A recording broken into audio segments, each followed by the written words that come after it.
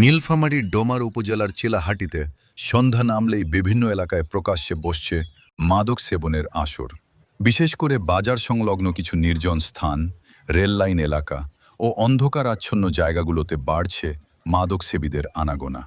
এতে করে সাধারণ মানুষ, পথচারী ও ব্যবসায়ীদের মাঝে সৃষ্টি হয়েছে চরম আতঙ্ক ও উদ্বেগ। স্থানীয়দের অভিযোগ, সন্ধ্যার পর থেকেই একদল যুবক বিভিন্ন স্থানে জড়ো হয়ে গাঁজা, ইয়াবাসহ নানা ধরনের মাদক সেবন করছে। এলাকাবাসীর দাবি, দীর্ঘদিন ধরে এ ধরনের কর্মকাণ্ড চললেও কার্যকর ব্যবস্থা না নেওয়ায় দিন দিন পরিস্থিতির অবনতি হচ্ছে।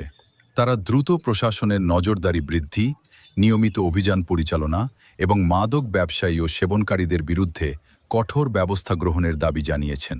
সচেতন মহলের মতে, মাদকের ভয়াবহতা থেকে যুব সমাজকে রক্ষা করতে হলে পরিবার, সমাজ ও প্রশাসনকে একসঙ্গে কাজ করতে হবে।